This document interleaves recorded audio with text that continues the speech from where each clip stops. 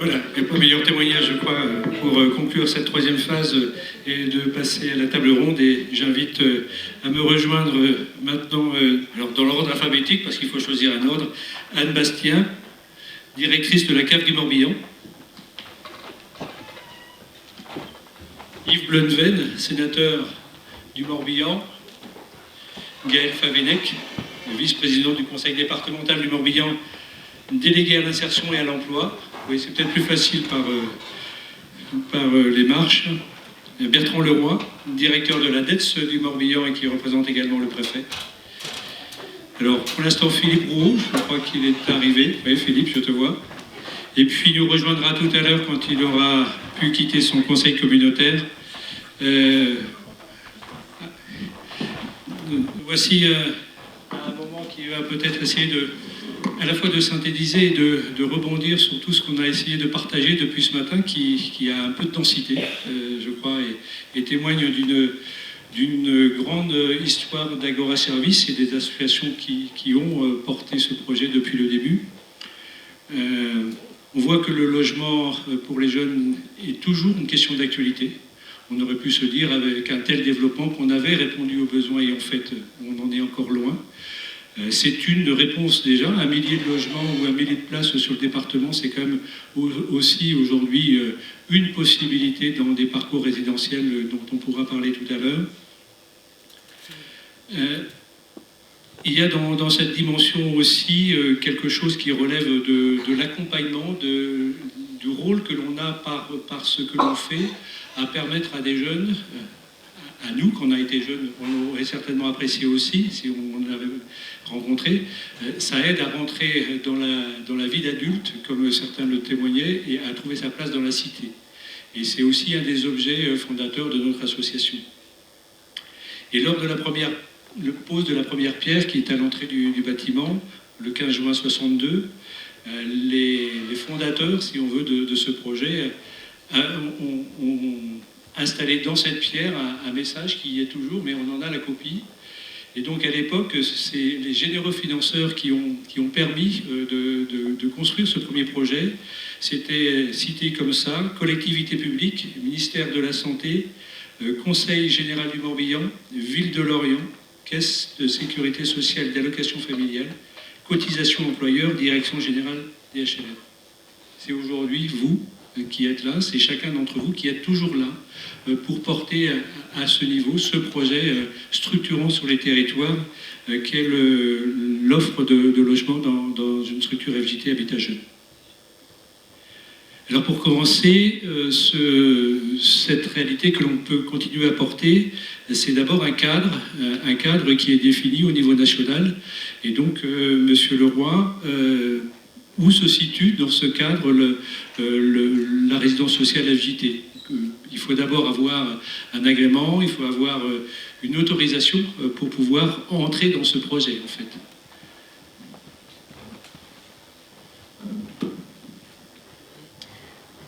Bonjour à tous. Alors, je vous prie d'excuser ma voix, qui n'est pas ma voix habituelle, mais voilà, c'est celle de ces jours-ci. Donc je vais essayer de ne pas forcer, mais à l'aide des micros, vous devriez pouvoir m'entendre. Oui, effectivement, monsieur le directeur, oui, on l'a vu tout à l'heure, tout n'est pas un FJT, toute structure n'est pas un FJT. L'État que je représente ce matin finance, accorde des autorisations pour un certain nombre d'établissements, et parmi lesquels figurent les FJT. Alors, accorde des autorisations pour des établissements qui sont des établissements d'hébergement. Les FJT appartiennent à la catégorie du logement, en fait. Et effectivement, donc, ceci donne lieu à une instruction, à l'instruction d'une demande, et alors, indépendamment de l'aspect investissement et bâtimentaire qui a été bien exposé à la fois à travers l'historique et puis dans la projection, madame, pour les années à venir, le cœur au-delà de la partie investissement, ça va être vraiment le projet social, en fait, quoi. C'est-à-dire que on regarde attentivement avec le porteur de projet, ce qu'il compte faire, les moyens humains qu'il compte y mettre. Et c'est ce qui fait que les témoignages que l'on vient d'entendre là, à travers les 3 séquences soulignent de manière essentielle la présence humaine au sein de ces établissements. Voilà. Et l'autorisation ou l'accord ne peut être délivré que si, en effet, le projet fait ressortir. Il y a un écho, on dirait, non est-ce que le projet fait ressortir qu'il y aura un véritable accompagnement, une écoute, une disponibilité du personnel pour faire vivre la structure, non seulement, on l'a vu, mais également pour apporter de l'aide ponctuellement, des conseils. Merci. Dans ce cadre aussi, il y a une réflexion qui se porte au niveau du Parlement régulièrement. Donc, Yves Bleunven, donc sénateur du Morbihan, avec une grande expérience du territoire. Je crois que tu t'es engagé aussi sur un certain nombre de marqueurs, comme tu dis, et qui sont très proches de ce que l'on évoque depuis ce matin. Tu peux nous les partager ? Oui, d'abord, bonjour à toutes et à tous. Félicitations pour ce programme et ce magnifique programme que vous nous proposez ce matin, parce que vous mettez le doigt sur un besoin énorme. Ce besoin, ça a été bien expliqué par Jean-Luc. De façon avant-gardiste, nos prédécesseurs y ont déjà pensé. Moi, je suis impressionné de voir le développement, et ça a été noté aussi tout à l'heure quand tu as échangé avec Erwan sur l'efficacité de l'écosystème que l'on a sur le territoire. Mais si on veut aller au bout de la demande, parce que la demande est énorme, le challenge il est énorme, il va falloir qu'on mette encore plus de fluidité dans cet écosystème. Et pour ça, je pense qu'il y a des choses à poser au niveau réglementaire, au niveau législatif. Moi, je citerai 2-3 exemples. Le premier, et là je m'adresse aux représentants des services de l'État, le dispositif d'agrément, je suis désolé de vous le dire comme ça, mais il est complètement has-been, il a trop d'ancienneté, il faut qu'il soit lui aussi un peu plus fluide. D'ailleurs, il faut s'inspirer de ce qu'ont trouvé les acteurs du département. Vous savez, les agréments, si on avait dû attendre des agréments, on mettait 2 ou 3 ans supplémentaires à certains projets. On a trouvé, grâce à votre bienveillance et à la bienveillance du préfet, des solutions plus rapides pour ne pas rester vraiment dans l'application dure et formelle du CERFA. Enfin, je prends cet exemple du CERFA. C'est-à-dire que là, typiquement, il y a des gros efforts de simplification à faire pour rendre le service attendu, parce que les acteurs sont prêts. Typiquement, moi, sur la commune de Grandchamp, nous n'avons pas attendu l'agrément qu'il aurait fallu attendre au travers d'un appel à projet. On a trouvé une solution avec Agora et Morbihan Habitat, à l'époque c'était Bretagne Sud Habitat, pour aller chercher des places d'agrément qui restaient sur un autre contrat et une autre convention. C'est ça la souplesse et l'efficacité, mais pour ça je pense que le législateur a besoin de mettre de la simplification. Le deuxième exemple, et ça a été dit tout au long des interventions, c'est l'évolution de votre métier vers la mutualisation indispensable, et notamment la notion d'intergénérationnel. Et si on va vers de l'intergénérationnel, pour ceux qui ont essayé d'en faire, moi aussi je l'ai mise en œuvre sur ma commune, eh bien on est malheureusement dans trop de politiques que l'on additionne, ou de briques qu'on superpose, et là il y a besoin absolument de mettre de la transversalité. Quand on parle habitat jeune, on fait référence à la CAF et au financement de la CAF. Quand on parle d'habitat de personnes âgées, on parle de financement CNSA ou conseil départemental. Et là, typiquement, on doit être capable de mutualiser ces moyens d'accompagnement, parce que le challenge demain, c'est la capacité qu'on aura à mutualiser les équipements, mutualiser l'accompagnement. Moi, je crois énormément à ce concept, parce que ce concept est vraiment apporte de la vraie valeur ajoutée au service rendu. Encore faut-il qu'on sorte des sentiers battus. Là encore, il faut faire évoluer les choses. Et tu l'as dit, dans plein de vos exemples, on est dans la réutilisation de bâtiments existants. Dans notre cas, on a, sur les premiers 11 FJT, c'était une ancienne maison de retraite, et sur les 24 qui vont sortir, c'est une ancienne maison d'accueil spécialisée autour du polyhandicap. Dans les deux cas, on utilise un ancien ERP, alors qu'on est en train de parler de logement. Quand on est en ERP ou en logement, on ne parle pas de la même chose. Et sur l'accompagnement, ce n'est pas du tout la même chose, parce qu'en termes de surveillance, en termes de moyens humains à mettre en œuvre, et là on peut être déphasé complètement sur l'opération et le modèle économique. Voilà 3 exemples pour démontrer qu'il est temps que le législateur se pose les bonnes questions, et en tout cas moi je travaille sur ce dossier pour faire en sorte que demain, cet habitat intergénérationnel ait un vrai statut. Aujourd'hui, c'est la résultante de plusieurs activités ou de plusieurs actions de territoire, d'acteurs, mais n'a pas un vrai statut. Et bon, c'est un travail qu'on envisage de faire, et on reviendra vers vous tous pour y travailler. On compte sur vous, ça nous simplifierait beaucoup de choses, de l'investissement jusqu'au fonctionnement. Alors on l'a évoqué aussi, porter un projet d'habitat jeune hier et aujourd'hui, c'est d'abord répondre à un besoin de territoire. Donc ça aurait pu, et ce sera peut-être tout à l'heure le propos de Fabrice Loher, mais ça l'est également des employeurs. Ça veut dire qu'à un moment, les employeurs sont aussi à l'expression de ce besoin sur un territoire. Philippe Rouault, président de la CCI Morbihan, cette expression aujourd'hui du besoin de logement pour les personnes et les entreprises relevant de la CCI, ça s'exprime comment ? Ça s'exprime par des recrutements qui, malheureusement, n'aboutissent pas. Et pas que sur la bande côtière. Quand j'ai pris le poste de président de la CCI, je pensais véritablement qu'il y avait une surchauffe sur le littoral. Et puis quand je suis allé voir mes collègues de Pontivy et Ploërmel, ils m'ont dit « mais nous, on n'arrive pas à trouver des solutions de logement pour faire les recrutements dans l'industrie, dans le service, etc. » Donc c'est un problème qui est sur l'ensemble du département, contrairement à ce que je pensais moi au départ.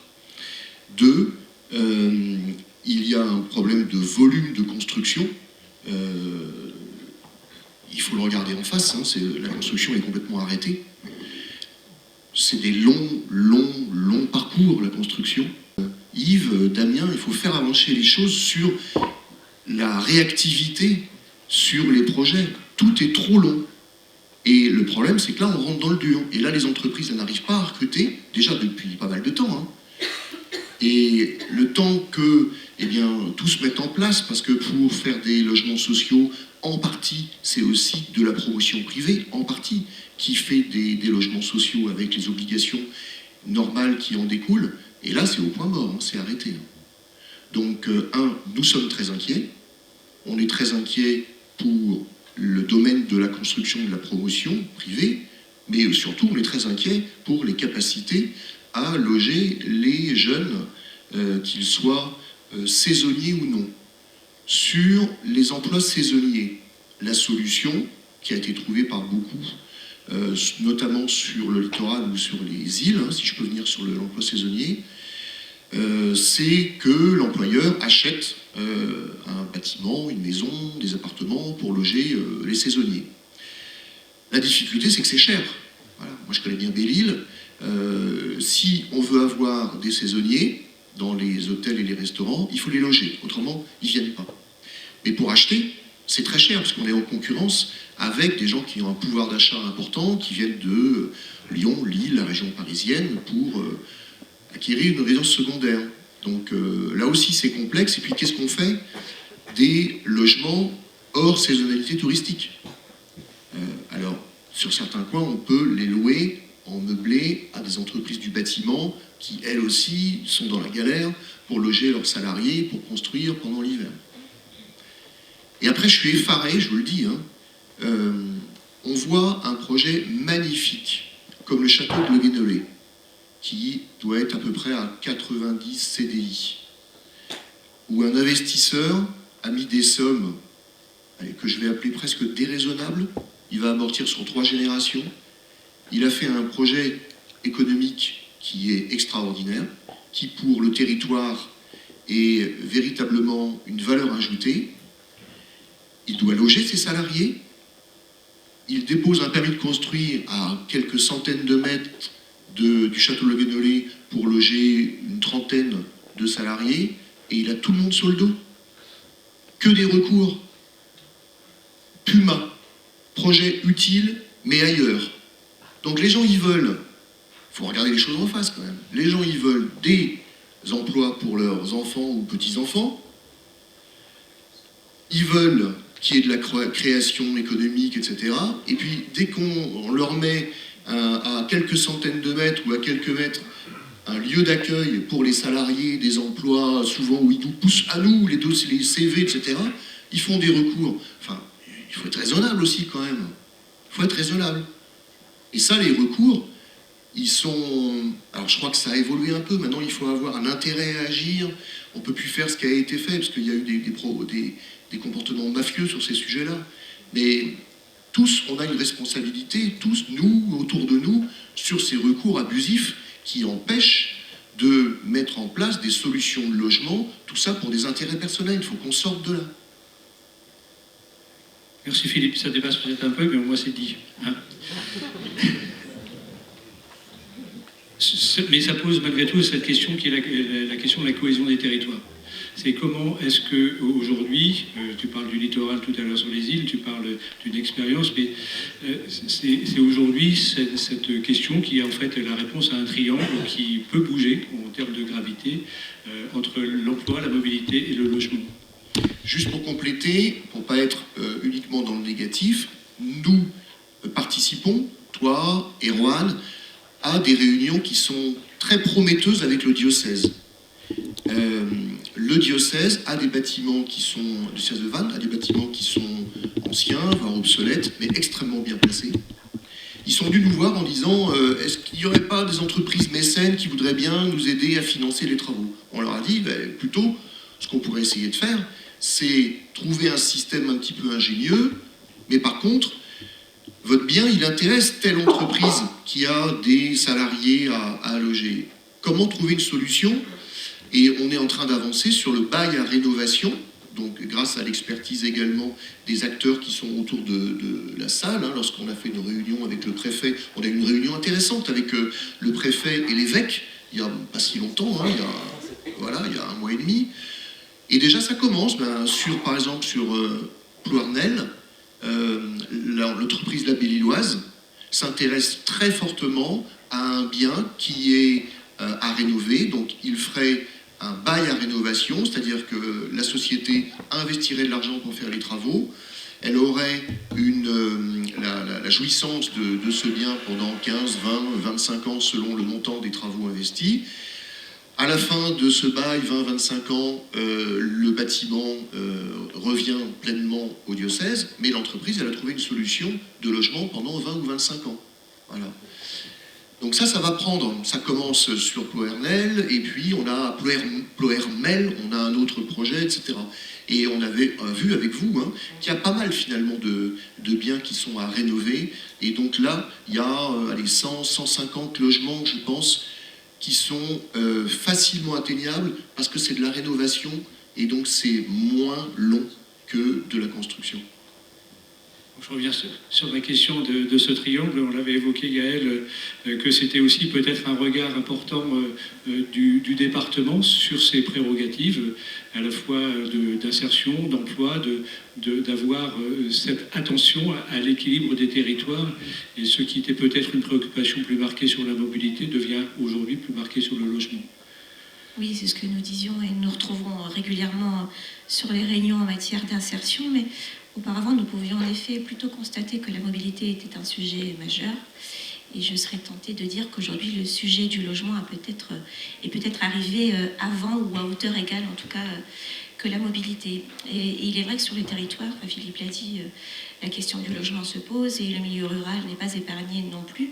Et il y avait, pour exemple, bien évidemment, Fenetrea, qui là aussi souhaite s'emparer du sujet et construire des logements pour ses salariés. Concernant le département, alors il y a un petit peu 3 volets pour nous, puisque pour ma part ce sera l'insertion et également le sujet de l'aide sociale à l'enfance aussi, puisque dans le cadre donc de ces foyers pour jeunes travailleurs se pose la question des enfants confiés au département. Et il y a aussi le volet, bien évidemment, que l'on travaille très régulièrement avec Morbihan Habitat et Erwan Robert. Et je salue d'ailleurs Hervé Moquer qui est là avec nous aujourd'hui et qui travaille sur ces questions également au département. Mais bien évidemment, ces 3 sujets sont transversaux. Ces 3 sujets majeurs, ce sont 3 sujets majeurs dans le cadre de l'emploi et de l'insertion. Concernant les jeunes En effet, tout le monde n'a pas la chance d'évoluer dans une famille et de quitter le nid, si tant est qu'il soit possible de le faire facilement pour certains. Enfin, on l'a bien vu, le foyer peut être difficile à quitter aussi, puisqu'il reproduit un nid, je pense, pour certains d'entre eux. Et puis on l'a bien vu dans les témoignages et je trouve ça formidable. Mais en tout cas, oui, le département se doit d'accompagner encore plus ces enfants qui lui sont confiés, qui ont été retirés à leur famille pour un temps défini ou pour un temps plus long. En tout cas, comment fait-on pour les accompagner ? Comment le laisse-t-on expérimenter ? Et c'est dans ce cadre-là aussi que vous intervenez. Tout enfant confié en approche de la majorité ou en souhait d'acquérir une autonomie ne le fait pas forcément tout de suite. Il peut se dire prêt, mais ne l'est pas forcément non plus. Donc l'expérimentation là est très importante. Et je rejoins ce qui était dit tout à l'heure. Erwan, tu avais totalement raison. Et je pense qu'aucun de nous autour de cette table ronde dira le contraire. C'est le lien de confiance qui nous unit tous dans le Morbihan. Et j'ose espérer plus largement ailleurs aussi. Mais à l'échelle de la Bretagne, ça se vérifie aussi en tout cas.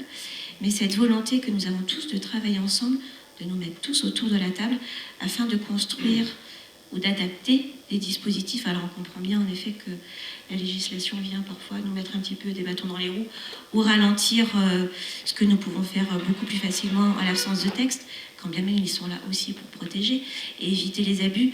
Mais en tout cas, le fait de nous mettre tous autour de la table viendra bien évidemment nous aider à apporter des solutions beaucoup plus rapides pour ces jeunes notamment, puisque c'est eux dont il est question aujourd'hui, et de sécuriser leur parcours. Et la réflexion que je m'étais faite suite à différents échanges, c'était de me dire que nous parlions plus facilement de parcours résidentiel quand nous évoquions le sujet des personnes âgées, l'après-résidence pour l'EHPAD ou l'après, en tout cas, domicile.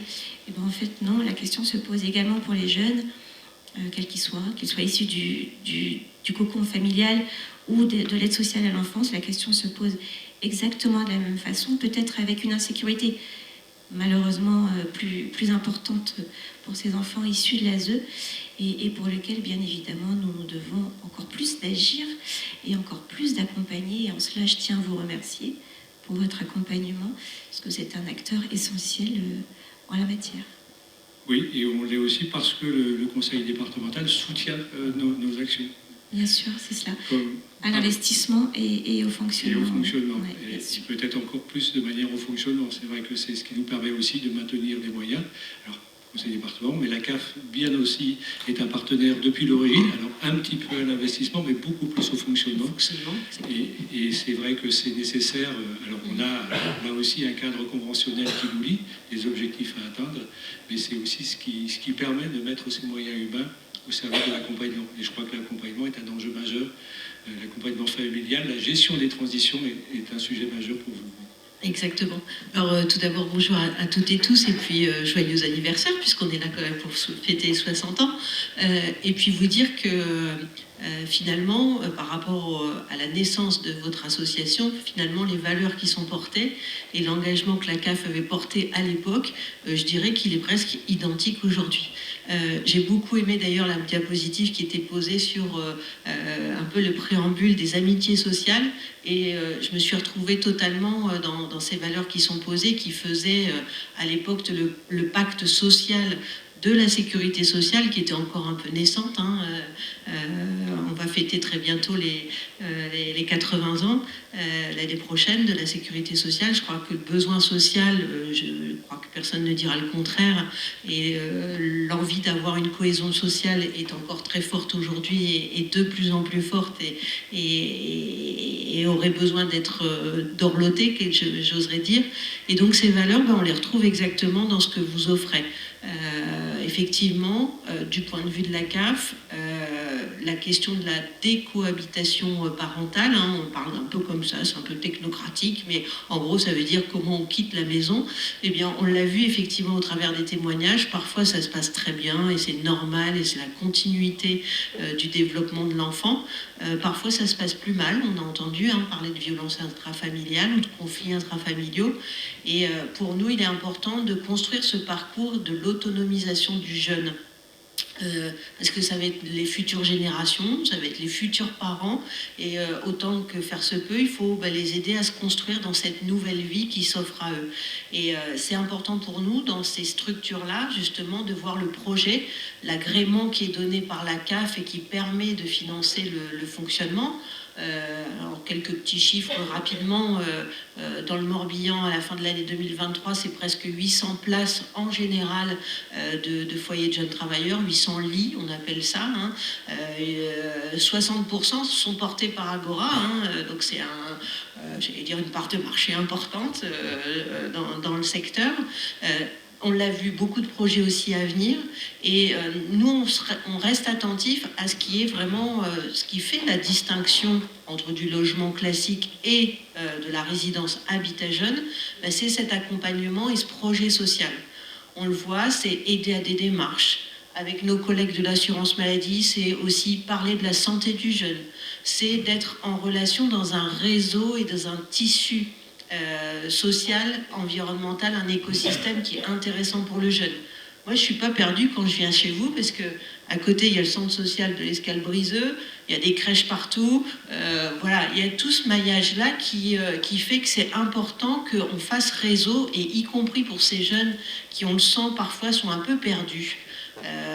On accompagne aussi les points d'accueil et d'écoute jeunes. On sent que malheureusement, avec cette fichue pandémie, on a mis un mal un peu la relation sociale et la relation humaine. On sent que ce besoin-là, il est très fort et il est de plus en plus fort. Et donc on est intéressé par la solidité de ce projet social qui met des individus dans un environnement. Alors pour aller travailler, pour aller se rencontrer et fonder des familles, pour faire plein de choses dans la vie. Une chose, et c'est peut-être un appel aussi, ou en tout cas une réflexion, j'ai noté avec grande attention les foyers de jeunes femmes isolées entre 82 et 92.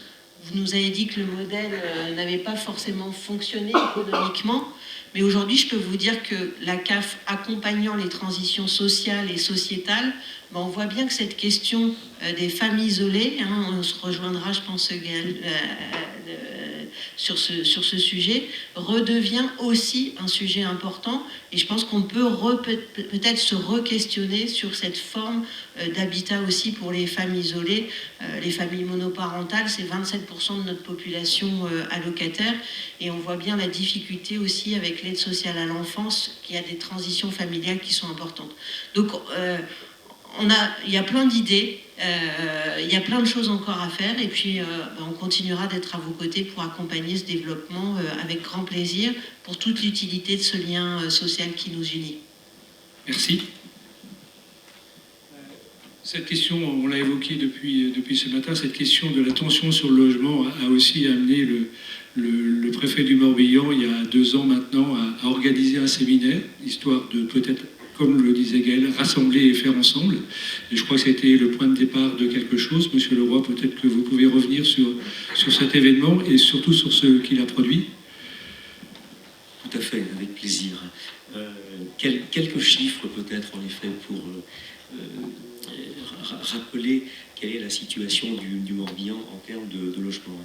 Je vous rassure, je ne vais pas vous asséner des chiffres, mais il y en a quand même quelques-uns assez significatif. Là, j'ai pris quelques éléments sous les yeux. Il y a une diminution des logements T1, alors que plus de 50% de la demande de logement social concerne des personnes seules. Voilà. Ça pointe déjà un paradoxe. La demande de logement social a progressé de 32% entre 2020 et 2024. Près de 23% de la demande, et c'est là qu'on en vient particulièrement sur le sujet des jeunes, près de 23% de la demande de logement social concerne des jeunes de 15 à 29 ans, alors que ceux-ci ne représentent que 14% de la population globale dans le Morbihan. Voilà. Et donc, il y a déjà été fait allusion, mais en 2023, le Morbihan au niveau de la Bretagne, a connu, est le département qui a connu la plus forte chute d'attribution de logements sociaux, moins 14%.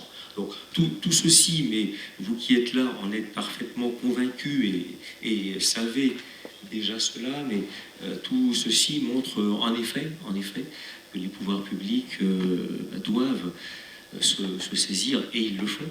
Ils le font, donc notamment, vous l'avez dit, le préfet avait réuni un séminaire, avait demandé à tous les acteurs du social, mais tout particulièrement du logement, mais aussi de l'emploi, puisqu'on a bien vu que c'est intimement lié, avait réuni pour une journée de réflexion, sur la question du logement, et tout particulièrement sur la question du logement des actifs. Et ceci a donné lieu à quelque chose de très concret, qui est une charte d'engagement en faveur du logement des actifs. Je vous fais grâce de l'énumération de tous les signataires, mais ils sont nombreux, et cela symbolise bien cette volonté commune manifestée par chacun pour œuvrer en faveur du logement des actifs. Elle a été adoptée, signée en 2023. Et mon voisin y a déjà fait allusion lorsqu'il a parlé sur haut de l'action menée par exemple avec le diocèse. Ça fait partie, voilà, c'est une illustration de cette charte qui a été signée par chacun pour notamment trouver des solutions innovantes pour lier emploi, logement. Voilà, c'est un exemple. Il y en a d'autres. Déjà, c'est inscrire comme priorité dans les programmes locaux de l'habitat,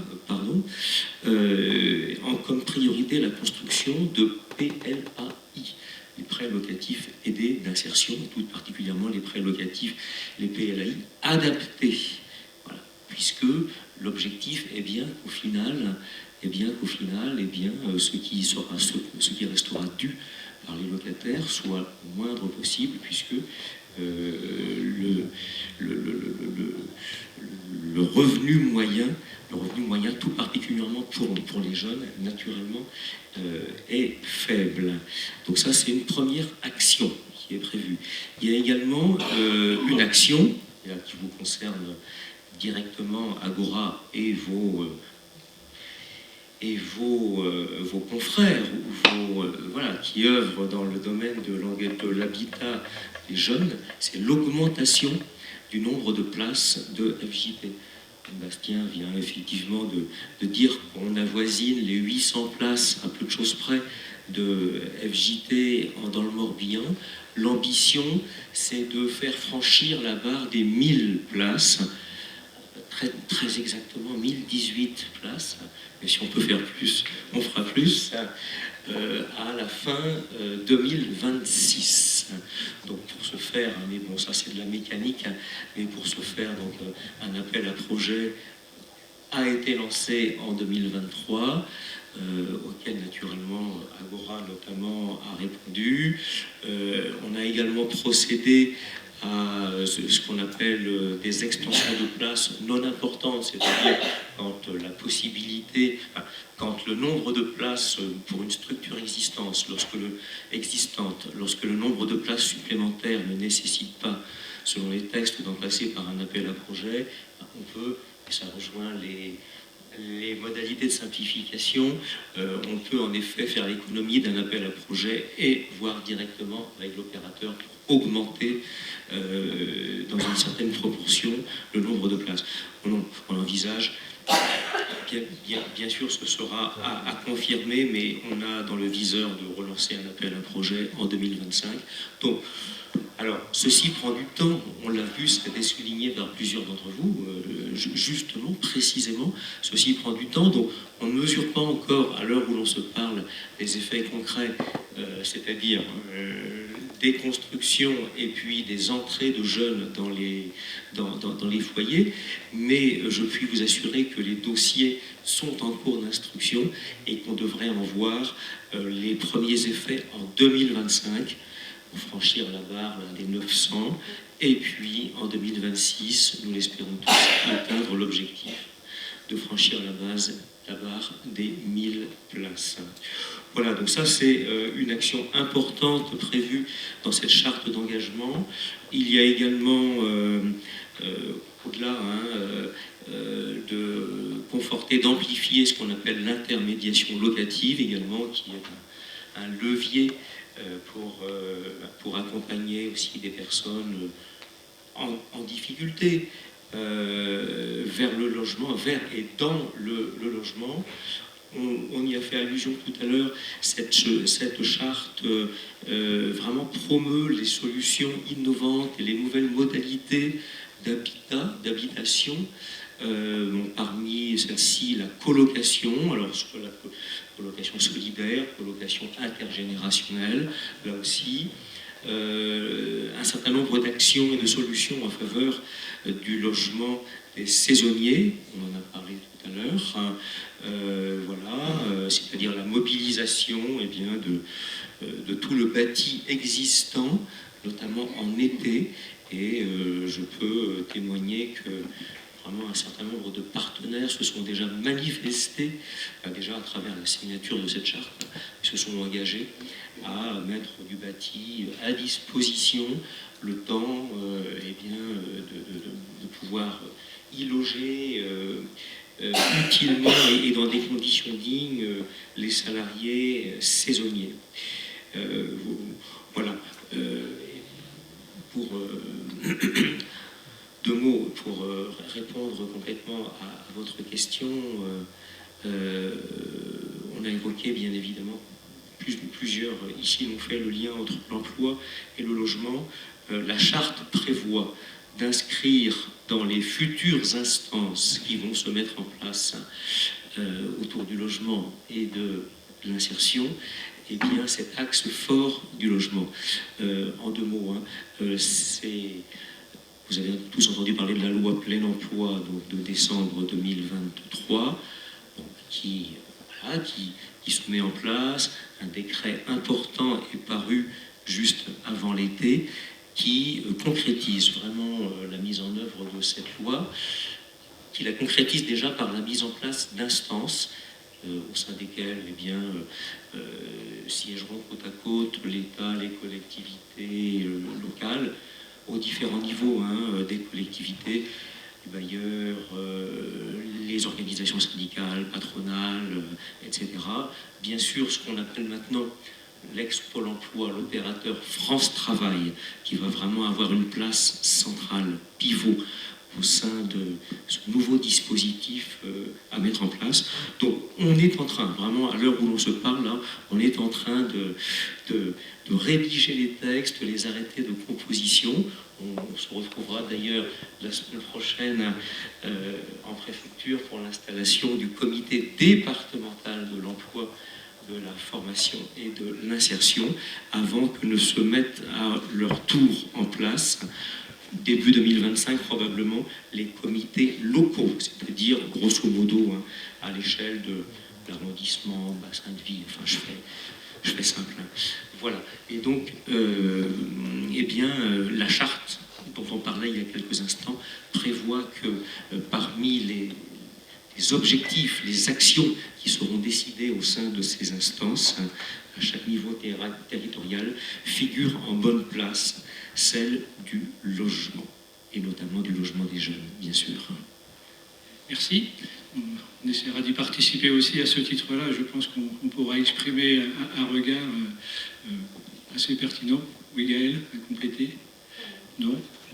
Alors, Yves, tu étais à l'époque signataire de cette charte, et au titre de l'Association des maires du Morbihan. C'était aussi la question peut-être de l'innovation. Qu'est-ce que l'on peut faire ou qu'est-ce qui se fait aujourd'hui sur les territoires pour continuer à répondre à chacun à sa façon pour ce besoin de logement des actifs et des jeunes actifs en particulier. Juste avant de parler de cette signature de charte, je pense que ça a été dit, c'était vraiment les états généraux du logement des actifs. Et c'était intéressant parce que ça commençait à être travaillé par le préfet précédent et ça a été repris immédiatement par le préfet Bollot quand il est arrivé.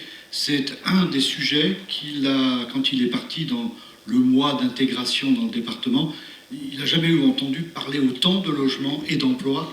Et le lien entre le logement et l'emploi, il a dit qu'il faut absolument faire ces états généraux. Donc il y avait une volonté forte de tous les acteurs de faire quelque chose. Maintenant, pour revenir sur ta question et l'innovation, moi j'avais 2 idées à mettre en avant. La première, je reviens sur la très belle histoire d'Agora. Et quand on va chercher dans l'histoire d'Agora, il y a quelque chose qui était à la base, c'est la notion de solidarité. On est tous des enfants de membres de la JOC ou de la JAC. Derrière, il y a des valeurs très très fortes et entre autres ces valeurs de solidarité.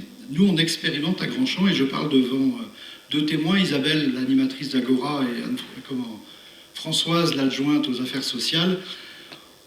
On voit bien que l'intergénérationnel peut se faire aussi avec du bénévolat et des solidarités.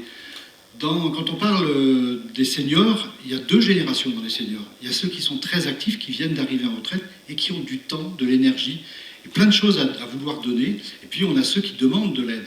Et je pense que Agora doit être aussi le gardien du temple de ces valeurs-là. Je trouve que dans votre projet des 10 ans qui viennent, et ça a été très bien dit par la CAF, puisque vous l'avez clairement dit aussi, je pense qu'il faut qu'on remette au milieu du village cette notion de solidarité. Et la solidarité, c'est peut-être ce qu'on a de plus facilement à disposition sans être obligé d'aller chercher de l'argent et des sous dans différents endroits. J'insiste là-dessus parce que c'est dans les fondamentaux de votre association, c'est la force de votre association, et je pense que ça, c'est quelque chose qu'il faut absolument garder. Et le deuxième élément, c'est que vous devez être aussi des fers de lance de l'innovation, parce qu'on voit bien que cet écosystème qui a été présenté par l'ensemble des acteurs montre que parce qu'on est agile, qu'on est souple et qu'on est capable de bien travailler ensemble, on est capable de sortir plein d'innovations. Je vais parler d'une innovation qu'on a aussi développée sur notre territoire, que sont les habitats légers et réversibles. Dans une situation exceptionnelle, mesure exceptionnelle, eh bien, on a réussi à avoir des accords, puisque rien ne rentrait dans les cases à nouveau des CERFA. Ça ne rentrait pas dans la case pour les APL, et la CAF a dit, même si je suis un distributeur de prestations d'État suivant des règles, votre projet nous intéresse et on le fera sur nos fonds propres. Quand vous avez un partenaire qui vous dit ça, ça vous montre qu'il y a une vraie capacité à travailler ensemble. Et puis le deuxième exemple, c'est le préfet à l'époque, puisqu'on était face à des blocages de la DDTM, et le préfet nous a dit, écoutez, je soutiens votre projet, ça fait partie de mes obligations du droit à l'expérimentation, et j'ai envie de dire du devoir à l'expérimentation. Parce que devant des situations dans lesquelles on se trouve sur le logement, on doit tous être mobilisés et tous sur le pont, et vous avez plein de pistes comme ça à explorer. En tout cas, on est prêt à vous accompagner. Merci Yves. Philippe, de la même manière, aujourd'hui, je crois qu'au niveau de la CCI et des employeurs, il y a des réflexions sur comment est-ce qu'on pourrait aussi, sur des nouvelles manières d'aborder éventuellement le démembrement entre la propriété et l'usage des travaux qui s'engagent pour essayer de trouver là peut-être aussi une piste complémentaire pour répondre à ce besoin de logement des actifs. Effectivement, avec Erwan et Morbihan Habitat, on est sur une innovation, et beaucoup à l'initiative de Erwan. Tu as fait travailler aussi là en ce moment une entreprise juridique, je ne la cite pas, qui travaille sur ces sujets-là, pour que les entreprises puissent se rejoindre au sein d'une foncière, et puis pour pouvoir apporter des capitaux, toujours pour loger leurs salariés, et avec un démembrement entre le bâti et donc la propriété et l'usufruit. Yves est parfaitement au courant de tout ça, parce que je crois qu'il y a déjà eu des relations avec le Sénat là-dessus. C'est très innovant, et je trouve que justement, nous sommes sur un territoire très attractif, le Morbihan. Le Morbihan est un département qui va bien économiquement.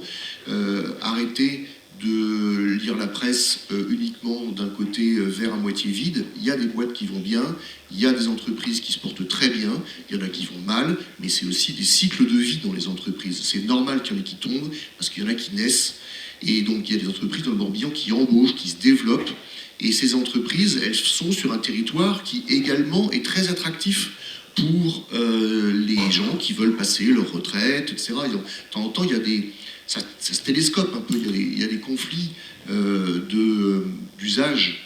Et je trouve qu'on n'est peut-être pas suffisamment en demande d'innovation vis-à-vis de l'État sur, par exemple, le sujet, alors je ne sais absolument pas si c'est possible ou pas, mais moi j'avais en tête que le Pinel breton se terminait bientôt. Moi j'aime bien ce mot-là, quand il y a marqué breton.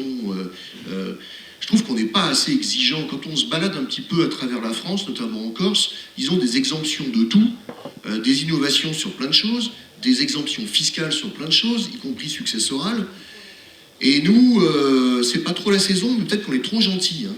Et donc, nous, je trouve qu'on n'est pas assez exigeant en termes d'innovation. Et on pourrait très bien réfléchir aussi sur l'innovation, sur une incitation fiscale à des investisseurs qui consacrent le logement uniquement, je ne sais pas si c'est possible, au moins de 30 ans, aux gens qui sont dans le cadre d'un début de carrière, etc. Je trouve qu'il faut qu'on soit plus out of the box et qu'on se dise, quitte à avoir des refus, mais au moins qu'on soit plus innovant. Ça, c'est la première chose. Et autrement, parlons également de mobilité, parce que le logement, je crois que c'est à peu près 20 minutes qui est acceptable, d'après ce que j'ai lu, entre le logement et le travail. Oui, c'est 12-13 km, mais après, le kilomètre ne veut pas dire la même chose partout. Non, ça dépend des heures. Il se passe des choses intéressantes au niveau du ferroviaire aussi, hein, au niveau du TER, avec cet axe-là, Quimper-Vannes. Je pense qu'il va y avoir beaucoup de trains, de TER, qui vont renforcer les liaisons entre Quimperlé, Hennebont, Lorient, etc. etc. Du coup, je pense que là aussi, ça va donner des solutions peut-être pour décongestionner des territoires qui sont très tendus et avec des solutions après en transport collectif avec le vélo derrière et avec là aussi la capacité d'Agora à gérer ces sujets de vélo. Je connais bien Agora hein, parce que je suis administrateur de Agora depuis 15 ans et donc je connais un peu les ficelles dessous et les subtilités d'Agora. Oui, même si sur le vélo, on a une petite déception actuellement, mais on en reparlera. Justement sur cette vision aussi du territoire du Morbihan, de ce que l'on évoque, l'équilibre, la mobilité. Le département est aussi signataire de la charte dont parlait Monsieur Leroy. Comment est-ce qu'aujourd'hui ça impacte, ça traduit peut-être les choix engagés par le département sur ces équilibres recherchés, parce que la pression sur le littoral n'exclut pas la demande et le besoin sur le rural. Donc c'est des vraies questions d'équilibre aussi. Merci Yves. Oui, alors bien sûr, la mobilité, c'est un sujet, on l'a dit, majeur. Alors le département concernant les itinéraires est concerné essentiellement par les routes départementales, mais il est vrai que faciliter les temps de trajet, je pense que nous sommes un certain nombre ici aujourd'hui. Moi-même, j'ai anticipé, je suis partie 2 heures plus tôt pour être sûre d'arriver ici à l'heure, et ça s'est bien fait, mais il est vrai qu'il est essentiel pour les travailleurs d'arriver à l'heure. Et c'est un sujet majeur aujourd'hui, quand bien même nous n'en sommes pas arrivés à la région parisienne ou nantaise ou même parfois rennaise, où c'est bien compliqué. Mais en tout cas, le département du Morbihan, concernant la mobilité, elle vient s'en préoccuper par rapport toujours à l'insertion, en mettant en place, notamment en s'associant avec l'ADETS sur des appels à projets mobilité. Et nous avons des partenaires, en l'occurrence l'émission locale de Lorient qui peut-être est présente, oui, bonjour Dominique, qui est présente aujourd'hui, et d'autres associations aussi. C'est comment venir apporter des solutions autres que celle de la tout-voiture, parce qu'on sait bien aussi que parfois la voiture, c'est la dernière solution proposée, mais en tout cas venir aussi apprendre à comment prendre le bus, parce que ce n'est pas évident pour tout le monde. En tout cas, nous avons des associations qui œuvrent en ce sens, que nous mandatons, et en cela, je salue de nouveau la mission locale, puisqu'elle y participe notamment à destination des jeunes, parce qu'aujourd'hui, le sujet qui nous préoccupe, bien évidemment, c'est le sujet des jeunes à travers le logement, mais la mobilité donc vient ici à tout son sens, et apporter des solutions, proposer un panel de solutions, que ce soit dans l'apprentissage à prendre le bus, le vélo, comment faire du vélo, aider à passer le BSR aussi, par exemple, pour pouvoir conduire un 2 roues. Et si cela est possible, aider à au passage du permis de conduire et puis à l'acquisition d'un véhicule si la question, en tout cas, se pose. Ou venir redonner confiance dans le moyen des déplacements qui sera celui qui sera possible, parce qu'en matière d'insertion, souvent, malheureusement, nous faisons le lien avec la précarité. Donc, on sait que nous devons nous adapter en fonction du public que nous avons en face de nous. Et donc, la mobilité, bien évidemment, c'est le sujet des routes, mais pas que. C'est aussi le sujet des modes de transport. En tout cas, à destination des jeunes, mais pas que. Le département vient inciter toute solution de transport et apporter des subventions aux associations qui viennent prendre en charge et proposer ces différents moyens. Oui, je crois que c'est important. Et donc aujourd'hui, peut-être, est-ce qu'il y a un regard un peu particulier sur lequel on devrait s'appuyer? On l'a évoqué sur les attentes de la CAF, sur la question du logement. On sera probablement pour les années qui viennent encore partenaire pendant de nombreuses années. Donc, mais peut-être une attente aussi particulière sur laquelle on devrait être plus attentif sur les années qui viennent. Je le disais tout à l'heure, c'est vrai que le lien, alors qu'il soit intergénérationnel, le lien familial, le lien amical, toutes ces formes de liens ont été malmenées là, ces derniers temps. Et on voit que c'est, à mon sens, là, des formes d'habitat qui sont intéressantes de ce point de vue-là, parce que certains de vos résidents en ont témoigné. Quand on se sent un peu seul, on descendait de son logement, puis on retrouvait la collectivité. Bien ça, je crois que c'est une formule qui a encore beaucoup d'avenir, malheureusement. J'ai d'autres associations avec lesquelles, bien sûr, la CAF est partenaire, pour des publics qui sont encore plus en difficulté. Je pense par exemple à Habitat et Humanisme, ce supplément d'âme que représente l'accompagnement social peut sauver des parcours, ou en tout cas remettre des gens dans des parcours, et que ce soit aussi pour le grand âge, ou en tout cas pour des personnes qui sont plutôt vers la fin de leur vie, avoir aussi des formes un peu collectives d'habitat. On voit bien que ce sont des questions qui préoccupent beaucoup d'institutions et qui se mettent effectivement à l'interstice de plusieurs âges et de typologie de public. En tout cas, il y a quelque chose, à mon sens, qui va beaucoup dans cette direction-là. Je crois que c'est presque une feuille de route pour nous, pour continuer. Et puis, je vous remercie pour votre participation et la qualité des échanges lors de cette table ronde. Merci.